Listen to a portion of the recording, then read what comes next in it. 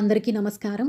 పరమపావనమైన కార్తీక మాసంలో కార్తీక పురాణ పఠనంలో భాగంగా ఈ రోజు కథలో శ్రీమన్నారాయణుని సూచన మేరకు దూర్వాసుడు పశ్చాత్తాపంతో అంబరీషుని వద్దకు వెళ్ళాడా, అంబరీషుని ద్వాదశీ వ్రతం పూర్తయిందా వంటి విషయాలను అత్రి అగస్త్యుల సంవాదం ద్వారా తెలుసుకుందాం.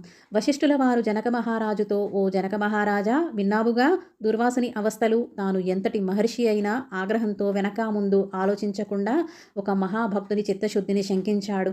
కనుకనే అతడు అట్టి అవస్థల పాలయ్యాడు. ఇంకనూ వినుము అంటూ అత్రి అగస్త్య మునుల సంవాదాన్ని వివరిస్తూ 28వ రోజు కథను ప్రారంభించారు. ఆ విధంగా శ్రీ మహావిష్ణువు నుండి సెలవు తీసుకుని దూర్వాసుడు తనను వెంటాడుతున్న చక్రాన్ని చూసి భయపడుతూ భూలోకానికి వచ్చి అంబరీషుని దగ్గరకు వెళ్ళి, ఓ అంబరీషా, ధర్మపాలక, నా తప్పును క్షమించి నన్ను కాపాడుము.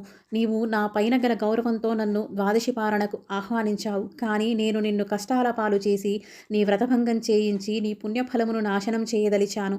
చివరికి నా దుర్బుద్ధియే సుదర్శన చక్ర రూపంలో నన్ను తరుముతున్నది. నేను విష్ణువు వద్దకు వెళ్ళి శరణు వేడాను. ఆ శ్రీమన్నారాయణుడు నాకు జ్ఞానోదయం చేసి నీ వద్దకు వెళ్ళమని చెప్పాడు. కావున నీవే నాకు శరణ్యం. నేనెంతటి తపశ్శాలినైనప్పటికీ నీ నిష్కళంక భక్తి ముందు నిలవలేకపోయాను. నన్ను ఈ ఆపద నుంచి కాపాడము అని ప్రార్థించసాగాను. పశ్చాత్తాపంతో దూర్వాసుడు పలికిన మాటలు విన్న అంబరీషుడు శ్రీమన్నారాయణుని ధ్యానించి, ఓ సుదర్శన చక్రమా, నీకివే నా నమస్కారాలు. ఈ దూర్వాస మహాముని తెలిసో తెలియకో తొందరపాటుతో ఆపదను కొని తెచ్చుకున్నాడు. ఏది ఏమైనా ఇతను బ్రాహ్మణుడు. ఇతన్ని చంపవద్దు. ఒకవేళ ఇతనిని చంపుటయే నీ కర్తవ్యమైతే ముందుగా నన్ను చంపి తర్వాత దూర్వాసుని చంపు. నీవు శ్రీమన్నారాయణుని ఆయుధానివి. నేను ఆ స్వామి భక్తుడను.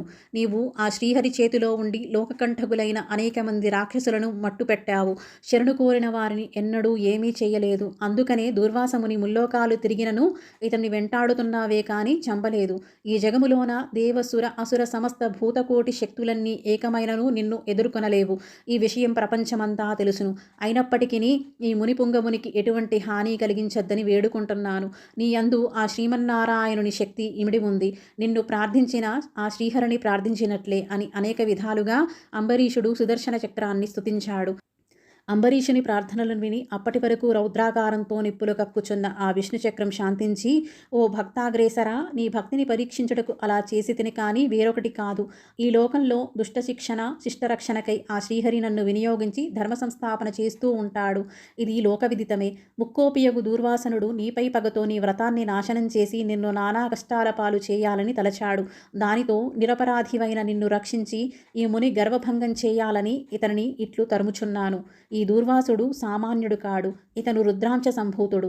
అయినప్పటికీ శ్రీహరి చక్రం ధాటికి ఎవరూ ఎదురు నిలవలేరు. ఎప్పుడైనను తమ కంటే బలవంతులతో యుద్ధము కన్నా సంధి చేసుకోవడం మేలు. ఈ రాజనీతిని పాటించే వారికి ఎటువంటి ఉపద్రవాలు రావు. ఇప్పటి వరకు జరిగినది విస్మరించి ఈ దూర్వాసమునిని గౌరవించి నీ ధర్మం నిర్వర్తింపుము అని చక్రాయుధము పలికింది. అంబరీషుడు, నా రాజ్యంలో అందరూ సుఖసంతోషాలతో ఉండాలనేదే నా ఆకాంక్ష. కావున శరణు కోరిన ఈ దూర్వాసమునిని నన్ను రక్షింపుము అని చక్రాయుధ పాదములపై పడను. అప్పుడు సుదర్శన చక్రము అంబరీషుని పైకి లేపి గాఢాలింగనము చేసుకుని, ఓ అంబరీష, నీ నిష్కళంక భక్తికి మెచ్చాను. విష్ణు స్తోత్రమును త్రికాలమందు ఎవరు పఠిస్తారో అట్టి వారి కష్టములు నశిస్తాయి. ఈ దూర్వాసుని రక్షిస్తున్నాను. నీ ద్వాదశీ వ్రత ప్రభావము చాలా గొప్పది. నీ పుణ్యఫలము ముందు దూర్వాసుని తపఫలము పనిచేయలేదు అని చెప్పి అతనిని ఆశీర్వదించి అదృశ్యమయ్యను.